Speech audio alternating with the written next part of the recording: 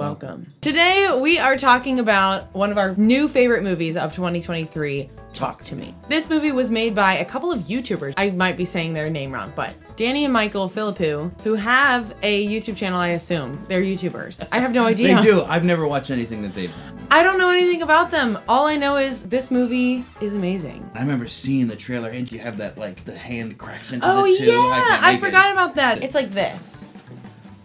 We saw it in theater twice. We saw it opening night, didn't we? We did see it opening night, but there were two other movies that came out the same night. Nobody is talking about Talk to Me, and I need that to change today. If you haven't seen it yet, go pay the $6 on Amazon Prime to rent it. There will be spoilers in this. We're gonna go through pretty much beat by beat because we love every second of this movie. There's nothing we can say or explain that will make it as exciting as when you watch it the first time. If you're a horror fan, you should definitely see this movie. It follows the rules and then it does something else with it. And when you're done, come back and watch this video so that then you can tell us if you agree. Only tell us if you agree. We'll delete all the other comments. Here we go. Let's dive in. Spoilers ahoy.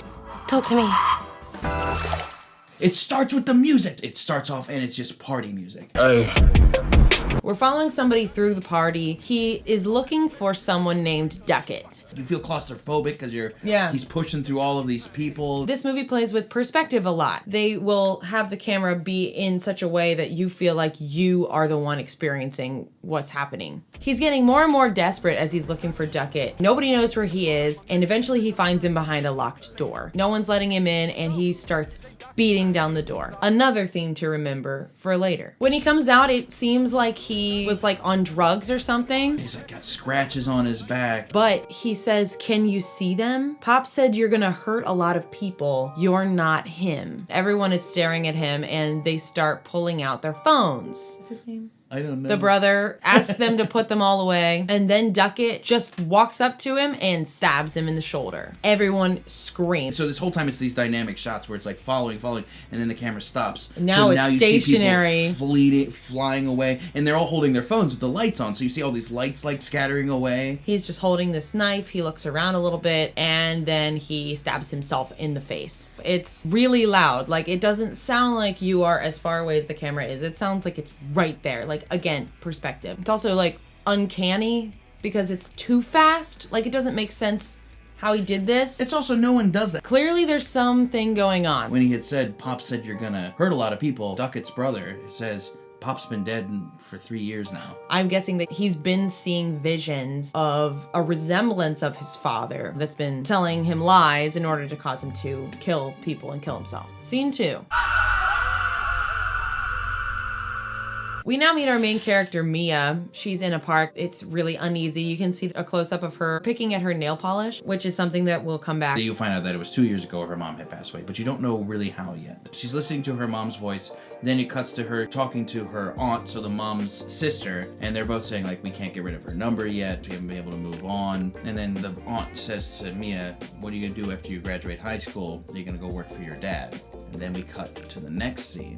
Which is her at her house, where her dad shows up. Completely out of focus. Her dad is asking her about her day, how she's doing, and she is having such a hard time focusing on him. There's a lot of obscured vision in this movie too. Mia gets a phone call and immediately is on the road picking up someone she knows, a young boy named Riley from a curb. Kind of like he's a little brother, even though it's not her little brother. By the way, we're at scene 4 and it has been 5 minutes. These are YouTubers, they know how to keep it quick. Riley is talking to a friend. He's got like the shaved head, a little bit of like the mohawk kind of thing. Kind of looks like Pumpupthemind, honestly. They're not like smoking cigarettes, but the boy is pulling out a cigarette and lighting it just to kind of see. They're just barely trying it. They're just dipping their toe in. Yeah. A theme. And Riley turns it down.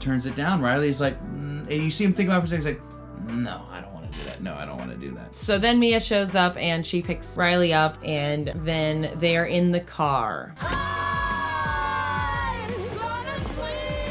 They are singing at the top of their lungs. And they're both having a great time. It seems like they have kind of a sibling relationship. And you just know something's gonna happen. I remember in the theater, I'm watching this and I'm like, oh my gosh, it's coming up. It's what's gonna happen. Yeah, it makes me think of Get Out when they hit the yes. gear or whatever. She does slam on the brake and turn off the music to avoid hitting a kangaroo that is in the road. A subtle Australian nod. Australia.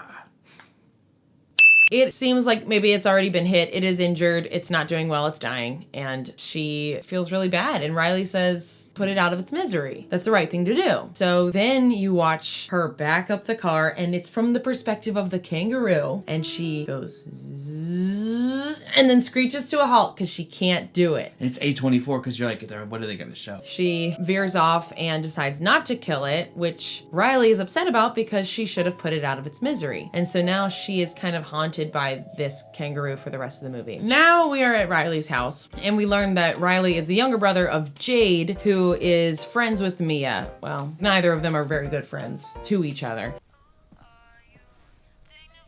Boom! She's hit over the head with a pillow by Mia. Jade would have picked Riley up, but she had him on mute, so she's a bad sister. It's all because she's texting her boyfriend Daniel. And Mia is trying to open up to Jade, but she just keeps texting Daniel and not really paying attention to her, even though she's talking about the 2-year anniversary of her mother's death that she's clearly still struggling with. Mia actually has a thing for Daniel, and she is not afraid to say it. Hey, was my boyfriend before he was Oh my yours? god. They start watching some party trick where people supposedly get possessed and their eyes get all big and black, but the girls don't believe that it's really real. Then Daniel calls Jade, and so Mia leaves the room. One of the things about Mia that we keep seeing, she's very clingy because she doesn't want to be alone. And she's sitting with Riley as Riley's like doing his homework or whatever. She's just like there, just staring at him. And like kind of puts her arm like this. It's sweet in a way because you see that they're close, but you also just see that she's like almost inappropriate. Riley and Jade's mom comes home. The mom's name is Sue. It is the actress who plays Aunt Zelda from The Chilling Adventures of Sabrina. She is looking for comfort from the mom. She says, I'm dying, I'm broken, fix me. Now we see Jade talking to her mom, getting ready for bed, and she says, are you sneaking out? Jade says, of course not, even though it seems like she is. The mom's like, Lock the door on the way out. she's being a cool mom, but she's also like a bad mom. You know, you have to give her some leniency too because she is a single mom. She's doing her best, but I think she's making the wrong call, as we'll see later. So she lets them sneak out, and while they're walking out, Mia gets a call from her dad, and she hangs up. Mia also makes a comment about how Jade is gonna get pregnant really soon. Pregnant. He hasn't even kissed me yet. Now we're at the party. I'm like the jail, the Drake of my city. So what it Loud party music, like trying to drown everything else out. You're following Mia. She's being really clingy with Jade, who is trying to reach out and be very friendly to her. She has no boundaries whatsoever. Hi, ex-boyfriend. Oh, me ex-boyfriend. I am lonely. The host of the party, whose name is Haley, is asking, why did you have to bring her? She's so clingy, it's depressing. Now she's flirting with your man. Really is not happy with Mia at all being at this party. I wonder what else has happened. Well, you see Mia when she walks into the party, she's just like kind of awkward, contributing to her loneliness in a way, you could say. In all this brokenness, emptiness, she's got nothing to lose. Makes her the perfect host. There is a reason everybody came together. It's not just a party for drinking and whatnot. It is a party for this thing. They've pulled out a chair and everyone is gathered around. The character of Joss seems to be the leader of this activity, whatever it is. We watched it with the subtitles this past time, so we caught all those extra little lines, but he says, off camera, I got it from Duckett. He's asking like, who wants to go first? And Mia immediately says, me, I want to go first. So they sit her in the chair and then they tie her up. What are the rules, Adam? The rules are if you go beyond 90 seconds, the spirits will stick around and can even take over your body. And if you die while you are taken over by a spirit, then they get to have your soul. They also light a candle that you're supposed to blow out to end the time. You light the candle to open the door. Blow it out to close it. All of this stuff is part of the canon of possession. Mia's excited to do it. Everybody is cheering her on. Jade is just like, it's all a bunch of baloney. And then they put a hand down in front of her. It's a left hand and it's reaching out like it's gonna shake your hand. And it has writing all over it. It seems to be in lots of different languages. I wonder if it says the rules of how it works, or I wonder if it's a warning. It's creepy. It's been weathered. It's been used by many people. It's been passed around the world. This thing has been around for a while, like Jumanji. Mm-hmm. Just like Jumanji. It's exactly like exactly Jumanji. like Jumanji. Everybody is expecting Mia to have like black eyes and get possessed, and Jade doesn't believe still. Mia doesn't really know what to expect either. She's just kind of like, all right, I'm ready. It's kind of like doing Bloody Mary or a Ouija board. Like, you don't really believe that it's gonna work, but like it's kind of spooky to do it anyway. She takes the hand and then she says, Talk to me. she's looking away, and when she looks in front of her, she's holding somebody's hand. An old man with like glazed over eyes, like kind of like the Sixth Sense type of dead person. Like they look like the way that they were when they died. Yeah. And it's right there. And in the movie theater, you can't escape. You are right there. You see him so close. And he looks like worried. He doesn't know what's going on. And so she sees him and she lets go. She's terrified. And Jade still doesn't believe that she saw anything, but everyone else is laughing. Because they've seen it a bunch of times now. And Jade's like, what are you doing, Mia? What is this? Like, what are you talking about? And she's like, what the who was that person? Who was sitting there? Haley's laughing and says, I don't know, it's different every time. So everyone else who has done it has experienced this exact thing. And still they choose to do it. Do it again. They do it. Why? We don't know yet. That's when we learn the second thing. Because they're like, you didn't do it right. I am so happy about this because the trailer only showed talk to me, but there's another thing you say. So you say talk to me for a spirit to appear and is holding your hand and to open that door. Then you have to say, I let you in, and then they possess you. Oh, I loved it in the theater when we first saw it. I was like, there's another piece? There's another part to it? yes, there's another dimension. It's that liminal space. She's like, I don't know. And they're like, do it. And she's like, oh, okay. And she takes the hand and she says, talk to me. And now there's a spirit of this gross water lady. Like someone who looks like they drowned. Like it looks like someone who's been waterlogged for a while. She is bubbly and gross. It is way grosser than the old man. She should have just stuck with the old man. Yeah. This is a character that we believe, Adam believes especially, that we stick with this character for a while. So pay attention to the theme of water. Yeah. And the Because sound she's- effects surrounding this character, I think, is what really gave it away for me as well. Mm-hmm. She's like kind of darting around, looking around the room, like almost like excited. I don't know, looking a little different than the old guy did. Now she knows what to do, and she says, I let you in. Her head flies back. The camera follows her head, which I think is a really cool cinematic effect. She's got the big black eyes now, just like the person in the video that they had seen. Mia's actress goes from this very timid girl, very shy. She just looks around, she starts laughing, this maniacal laugh. Whoever is possessing her is a little unhinged. She looks over at no one and says, there he is. And then she looks at Riley. She says, They like you. he'll split ya. Time is up. They're like, it's almost been 90 seconds. We need to get the hand away from her and blow out the candle. And they go to take the hand and she goes, no. And she just holds on to it. She like they're in a falls chair, so over. she's like- That's that creepy shot that you see where she's like smiling. And she says, run, run at Riley. They finally get it away from her. They blow out the candle. And Haley so casually says, we went a bit over. Again- Like it's not a big deal that they went over. Joss and Haley, who both of them have been like kind of tough, but they both look like legitimately concerned for Mia, who they didn't really like before. They're like, are you okay? Like you went a bit over. She looks like she's not okay, and she says, that was amazing. And everyone is cheering her on. She's laughing. She's like, wow, whatever that trip was, whatever her experience was being possessed, it must have felt that good. I literally, legitimately, I just got goosebumps thinking about it, because when she whips her head back, you see a couple times, it looks like she broke her neck. Like, it looks like her body is breaking. She's flailing so much. How could have that been amazing? So gross. Like, you just let that gross thing inside of you. Yeah, party's over. That's it. Yep. Everyone's chill after that. Nobody Yep. has a problem, and they go home. Mia goes to Riley and Jade's house, again, not wanting to stay with her dad. There's a thunderstorm, and Riley is scared of the thunder.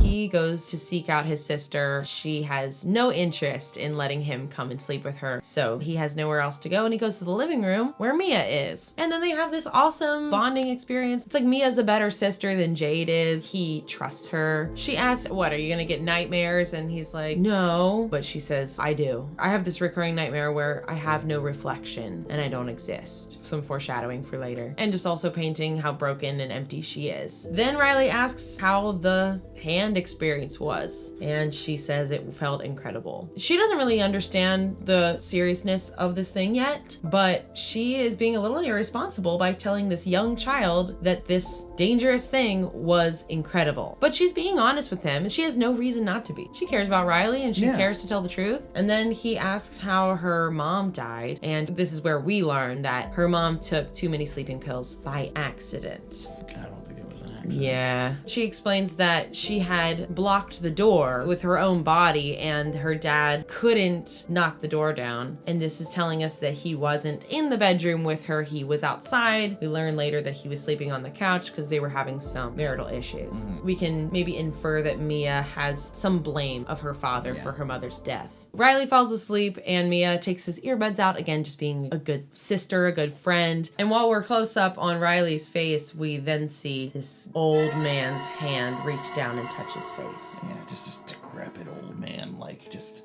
very wrinkly. Again, very wet. Everyone, these demons are like greasy. Yeah. It's gotta be gross in there. Somebody's after Riley. I'm getting excited. We're getting to some of the really good parts of this movie. Next scene. Busy tonight? Daniel wants to try the hand. Haley's kind of like, I don't know. They finally commit to it. Mia's just like, yes. Like, they're excited. It's like, yeah, we got a 6-pack of beer for the weekend. Like, they don't think they're doing anything that bad. Right, yeah. The mom is getting ready to leave. She's suspicious that the kids are throwing a party at the house while she's gone. So she goes around and she says, What time's everyone getting here? Getting here for what? What time's the party again? Jade told me. Party tonight. What There's time no is it? party, Mom. nobody gives in. She says no drinking, no having sex, no smoking weed. And they're like, cool, we weren't planning on doing that. The mom is like, Mia, I know that you've smoked weed before. And Mia was like, only one time. Yeah, one time. Riley's friend is like, if there's drinking at the party, you know I'm gonna be drinking. She even goes so far as to tell Mia, if there's a party in this house tonight, you are banned from this house. So once again, Sue is being the cool mom, gently enabling them. Could she have done something more? Probably, but she is trying to encourage them and let them grow and learn on their own, make mistakes, and she trusts that they are going to be safe. Now we're in another party. For a message, but there's nowhere left to exit. Too hard. No small talk this time. We are right to the hand. Daniel is sitting in the chair. He's like, well, where did you get it? So they talk a little bit more about the history and the lore of the hand. One person says it's the hand of a medium who could talk to spirits. And so then somebody chopped off their hand. There's also a theory that there's another hand out there somewhere. They don't totally know. Joss is like, do you want to do it or not? Daniel hands his phone to Jade and says, film me. Here we are again. Talk to me. You see him react to the spirit through Jade's phone. He's shocked by whatever spirit he sees. We don't know who it is. Which is so cool. We don't get to see it. We don't get to see it. We only see what Mia sees throughout the movie. He looks like he is dying. The makeup is so good because immediately he's got that same brown crusty lips and eyes. He's got the black eyes. He looked so sweet and innocent before. He has a different experience than Mia did. His spirit looks over at Jade and says he hates it when you touch him. You make him soft. You hear his voice doubled, and Haley says, oh, this spirit's a jerk. But then he looks at Mia and he starts feeling pretty good. He starts like grinding in the chair a little bit grinding. to the extent of falling. The camera follows him. Great shot. Because you don't feel like you can escape. You have to look at it. Yeah. What happens if you get on the ground when a dog is nearby? They're gonna try to lick your face. This is a thing that dogs do. He actually starts making out with the dog, maybe hinting that he's picturing Mia while he's doing so. The dog is having a blast. It's gross. Time is up. He does not go over time. He's like, bleh, bleh, bleh. Delete that video right now. He was, I guess, watching the scene, watching himself or watching whatever this thing was. He's embarrassed, he's grossed out, and immediately Haley. Haley offers Jade the hand. She's like, definitely no. And Mia's like, I'll do it after that. But rules this time, dog goes outside and no cameras. And what happens? I think my favorite part of the movie. We start hearing this song start, which you've probably heard if you're online. This is a trending sound on TikTok. I don't know why I'm watching so many people use this song for their videos of their babies. Have you seen the movie? Now you're seeing them use the hand like someone would be drinking at a party or doing like some kind of drugs at a party or something like that. It's a montage, baby. Everybody's doing it. Everybody's picking it up. Mia's got the hand again. She starts singing like this French woman. You see Haley and Joss and Daniel. Daniel comes back. Whatever feeling you get from this is so good. It's so enjoyable that he came back. The little boys want to do it. Jade immediately says no, absolutely not. And then we get this kind of unfortunate dramatic scene where Riley tells Jade she's a bad sister and that he hates her and that she never lets him have any fun. And she's trying to tell him not to do it, but he's not gonna listen. And then Jade is like, you know what, whatever. And yeah, she's like, if you want to do it, do it. And I think that we can draw some parallels to Duckett's brother. Like, he could have stopped it. Maybe she could have. But again, she doesn't understand. She has no idea. We don't know. She has no idea what's about to happen. The audience doesn't know. So Riley goes to his second sister, to Mia, who Mia I think originally says, no, it's not a good idea. But Riley's like, come on, I'm old enough, I can do it. And Mia, who is not his sister, she has no right to say what this little boy should or should not be doing. But Riley sees it as like, if she says it's okay, I can do it. And he plucks her heartstrings a little bit. Yeah, and so she says, what about for just 50 seconds? No, don't do it. This is a bad idea. Remember, someone is trying to get to him. And he's a young, innocent soul, too. You can probably guess what's about to happen. They let him do it. You know what to say, boy? Talk to me. His face falls. He's like, what? And he looks at Mia, and he's just like, what? Who is this person? Just say it.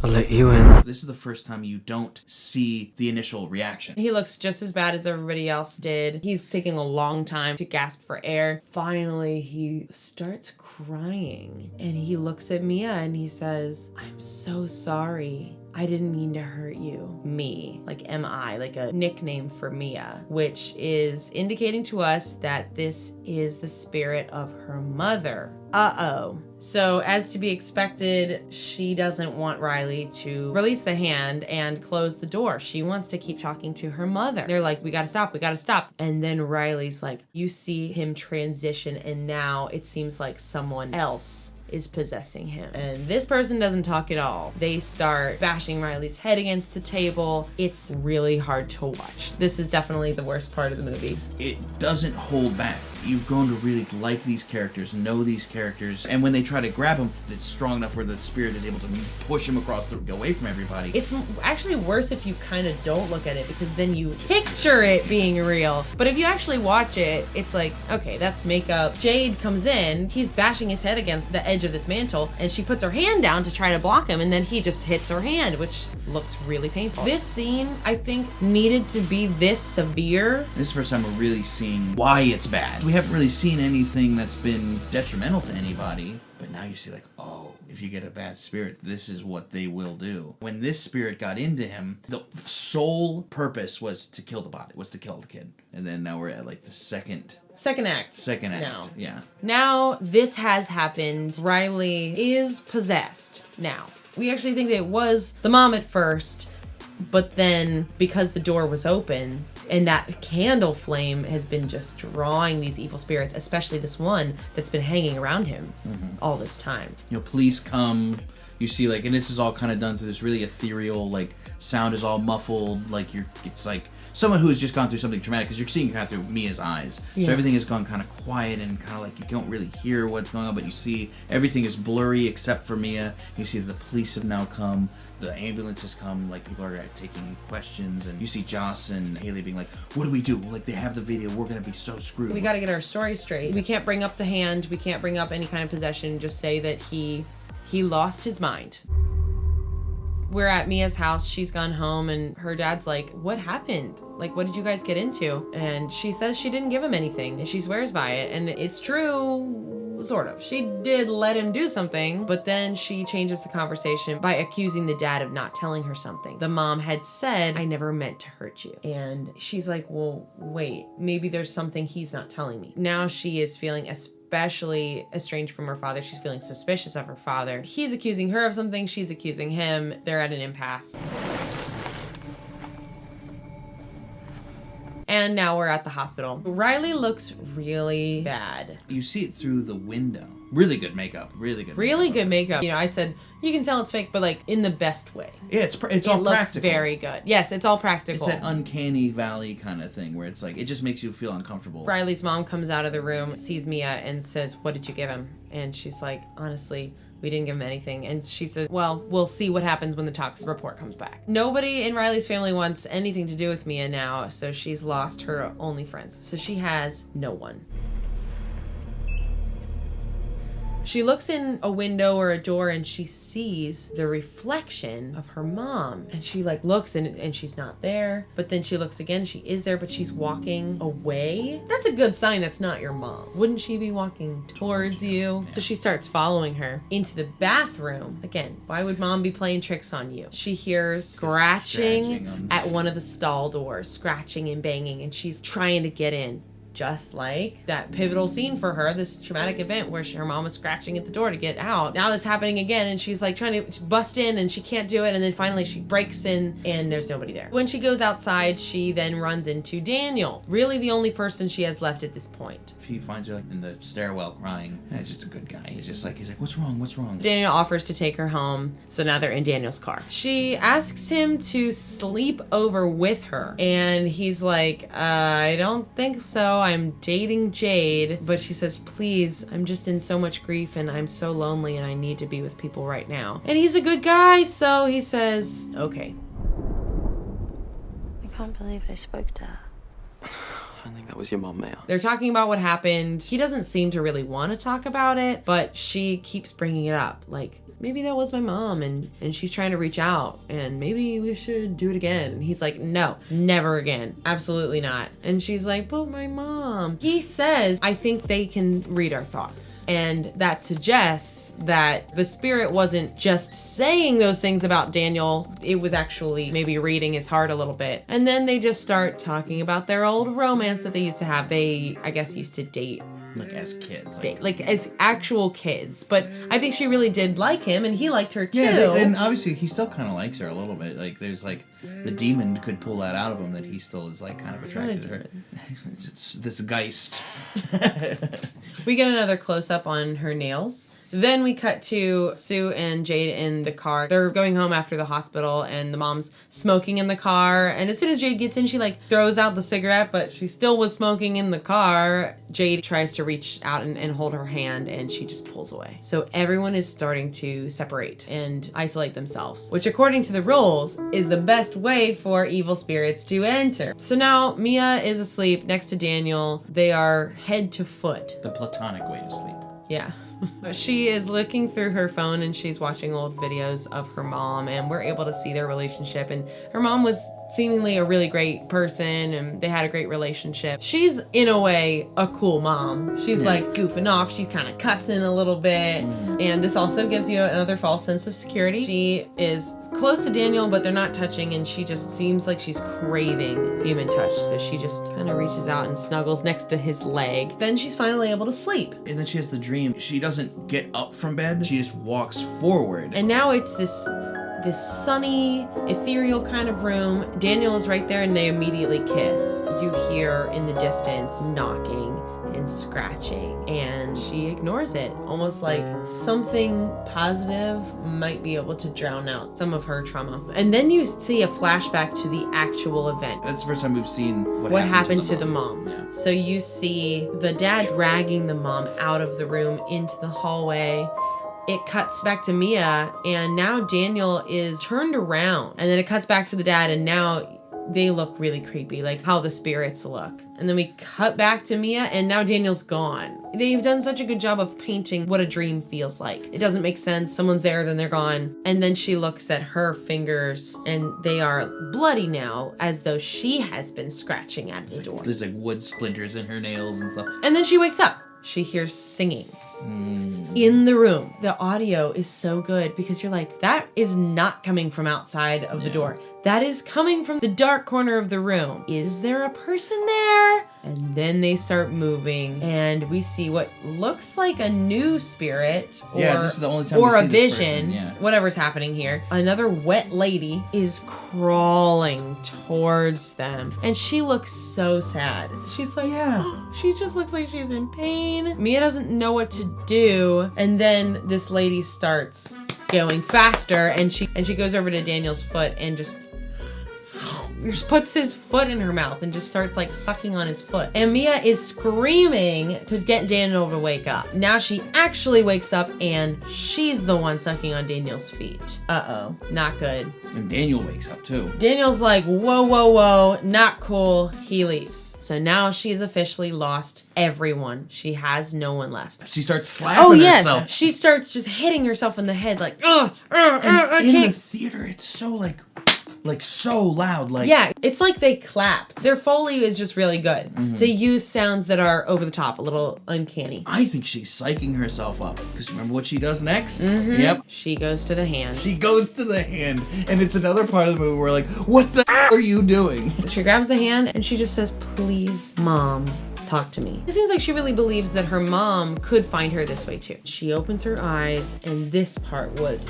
really scary. I had to like look at the way we saw it the first time. I was like looking at the side of my eye at this part too. Because it's not a jump scare. It's a slow burn. You see a close-up. It's like complete center. And in the movie theater, it's huge. It is her mom is out of focus. It then focuses in, and we're like, is it? It looks like Mom. They talk, and she just asks her questions. She's like, did you kill herself? And she said, no, I never want to leave you. Which is different than what the boy said. She was like, I didn't mean to hurt you. But now this version of her is saying, I never wanted to leave you. Really showing that it is a different spirit. At first it's very sweet, and she's crying, and she's so happy to just be with her mom. She doesn't care how long she holds the hand now. She's not setting a timer. But then there's a tone shift. She even like tilts her head to the side, and you hear the bubbling water. And she says, Mia, Riley needs your help. It's very creepy. It ends the scene that she keeps holding onto the hand as she sleeps, and the mom is spooning her. Yeah. And it just doesn't look right. There's just something off. And then we're at another terrible scene. We're at the hospital again. They're giving Riley a sponge bath. Jade is with him. He just looks so bad. And once Jade is really close and they're the only ones in the room, he just goes and just starts biting. Like an animal. Yeah, just really hard. And that makes her like back up, and then he like whips him out of the chair he was in, and now he's on the tile floor, and he starts hitting his head against the wall, and you can see that the tile is breaking, and there's blood, and then he starts licking up the blood. He's just laughing, and this is where he looks the most demonic, like The Exorcist type of thing. Because he's like laughing through his teeth. Jade's like, stop, stop, stop, someone help. And he's repeating it back with Jade's voice, like kind of that demonic where it's like two voices over one another. He's gonna try to kill this kid again and again and again. That one was hard to watch. The kids get together and they're like, we gotta figure something out because he's going to die otherwise. So they start to make a plan. We hear them say that they've never seen anyone go over 90 seconds like Mia did. And Mia also says, is anybody else still seeing things? And they're like, no. So yeah, she's been possessed by the water lady ever since then. In the disguise of her mom. Of the mom, yeah. The whole sucking the toes things comes out, and everyone's like, what? I'm sorry, what? The reactions are so real. It's like, oh no, you know, no, honey. It's not what it sounds like. He's just so innocent. Dude, he's honestly like, he's the one who tells it. And it's cool because they all believe it's like, okay, so this is beyond, we have now messed with something we don't know. Something is more wrong than we could have understood until now. Yes, so many movies pad the time with just characters who don't believe the other character. They don't do that at all. Oh my god. They talk more about the lore of it, and they talk about where he really got it from, and he says, well, this guy, Duckett, gave it to me. I asked him to borrow it, and he said, keep it, because I can see them without it. Telling us that is exactly what happened to Duckett. It's happening to Mia. It's happening to Riley. Mia says, well, can we talk to the brother? Which, I don't think there was any way for us to know if that brother had survived the stabbing. I thought he died. But actually, this third time watching it, when he stabbed him like in the shoulder. And they say, can we go talk to him? And then they do. And they go find him at a bus stop. Cut the scene. What are you doing here? We gotta talk about Duckett. So they find Cole at a bus stop. I don't know how they found him, but they do. They're talking about it, and he says, you know, a real friend would have realized that this is doing really bad things to him. They were like party friends kind of thing. Yeah. So Cole doesn't want to talk to them, but they follow him anyway. And Mia says, like, hey, I also lost a family member. And that softens him up enough to explain that all you need to do is wait. If you wait long enough, they're going to lose power, and then he'll be okay. That's his solution for Riley. But that's not good enough for Mia or Jade, honestly. Jade, just wait. Jade, you shouldn't have let him do it, Mia. Mia says, did anybody remember if we blew out the candle? Maybe the door's still open, we need to close it. So they go over to the hospital. Jade doesn't want to do it, but Mia insists, and they're like, well, we might as well give it a shot. They do the candle bit, and she tries to give the hand to Riley and say, talk to him. Nothing is working, and so Mia says, maybe I can talk to Riley if I go into that other world through the hand. And it's just like, stop using the hand. Stop using the hand. Just stop. And she is the only one doing it. They say, no, stop. Don't do it. Mia. Riley, talk to me. She thinks she has control. Yeah. Like, no, that's not how this works. Instead, at the foot of Riley's bed appears a young girl. Like a girl who died in the hospital. She asks about Riley, and she says, I can show you him. And then the little girl says, I let you in. Which, in the theater, once again, I was like, what? It's the other way around? She goes in and she experiences what this horrible liminal space is where Riley is. And he is being torn apart by these evil spirits. They don't have any clothes on. Wet and red, and they almost look like they're covered with like viscera and stuff. Yeah. But it's so quick. It goes like snap. It's like such quick shots. They don't show anything specific. You don't actually watch them tear him apart. Yeah. But it's just like a big... It almost looks like an orgy. It almost looks like it almost looks like a little sexual kind of going on. It looks exactly like the Shanti. And so we learn that as long as this spirit is in control of Riley's body, he is being tortured.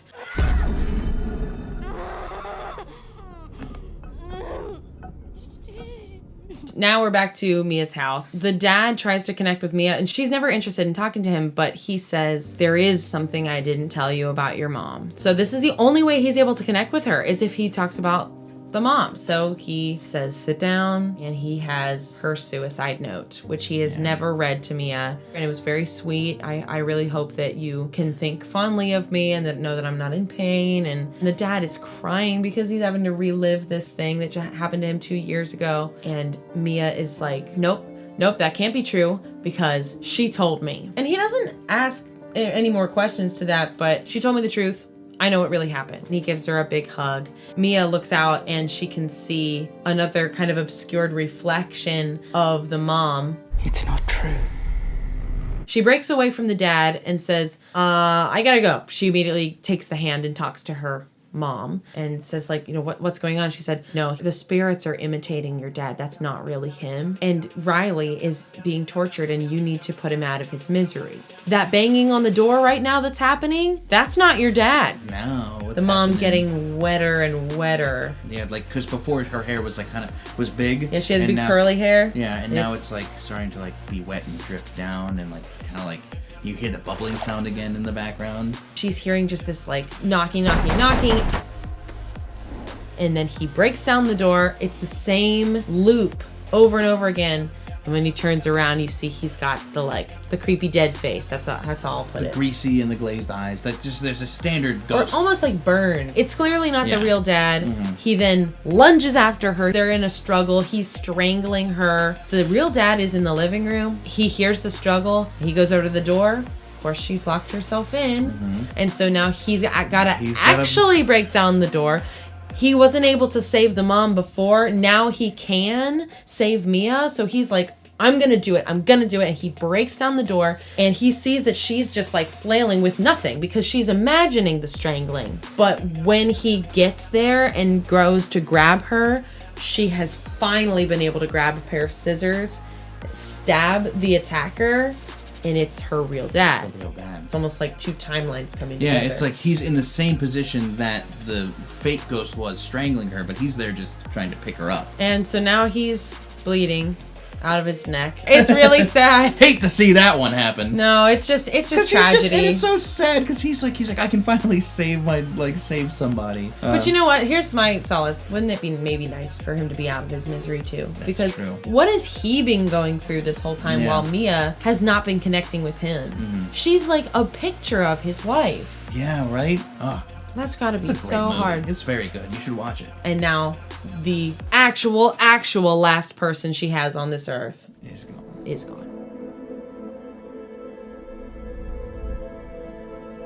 We have a phone call between Mia and Jade. Jade is at the hospital with Riley and she says he's actually getting better. He even kind of maybe like woke up and was conscious and was actually acting like himself. Time. It didn't actually take all that much time. They're really positive. Yeah. And Mia said, they're torturing him. I just need you to come to my house right now. And she's like, okay. So she leaves and then you see that Mia is in the parking lot of the hospital and she starts walking in so that she can get Riley alone.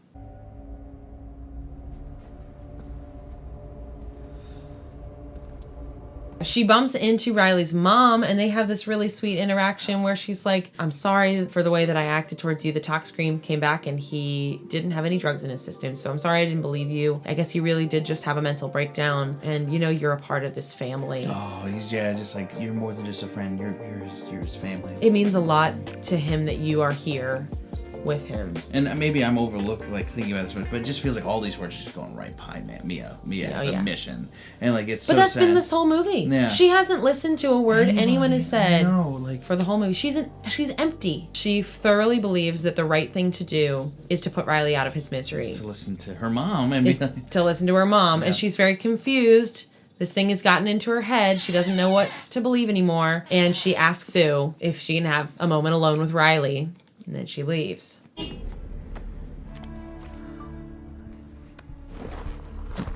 So she's in there with him, and now it's not even Riley anymore. She just sees the old man, and he's like, you found me. Yeah. A terrible looking old man. Like, the gums, he just has gums, no teeth. Yeah, no teeth. She says, I'm ending this. She still has the scissors in her hand. Yeah, the scissors, the same scissors. And they're like a little bloody. And so she's like trying. She's screaming again. This actress. She's screaming, trying to psych herself up to do it.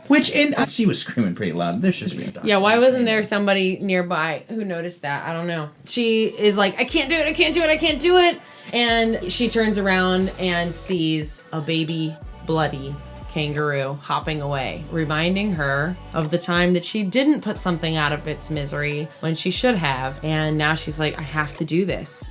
She looks out the window and she sees there's like a freeway out there. So she's put, the gears are turning. Jade walks in and she sees her dad dying on the floor. She immediately calls her own mom, Sue, and says, are you with Riley right now? Because Mia is dangerous. And they're trying to find her, and she has put Riley, old man, into a wheelchair and is wheeling him out to the freeway. She gets right up to the end of the freeway, and you see hands with broken fingernails on her shoulders. It's her mom encouraging her, and you see her mom behind her. She's not really looking at her. It's obscured still. She's swollen like she's been drowned. It seems like this spirit too is getting weaker in the sense of its ability to disguise itself as her mom.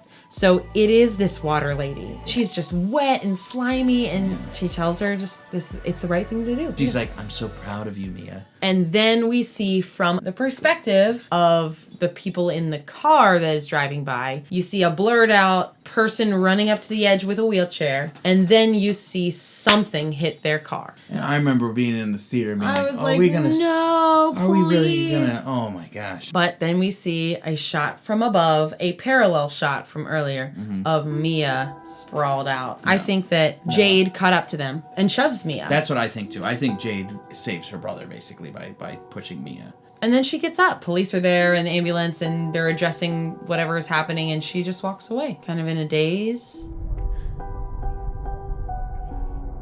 And then all of a sudden, she's in the hospital.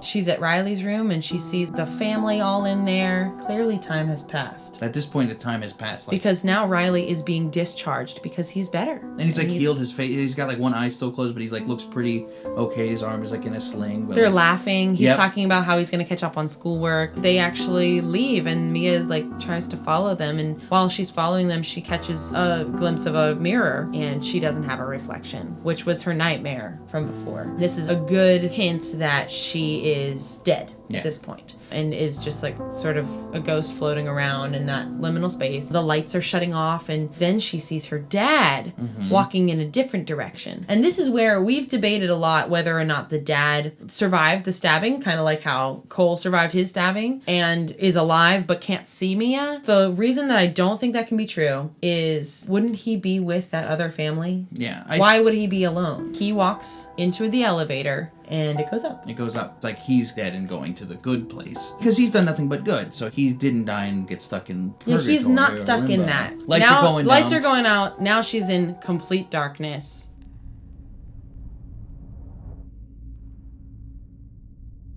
And then she sees a faint light in the distance. She walks towards it and it's a candle. And all she can see above the candle is someone's hand.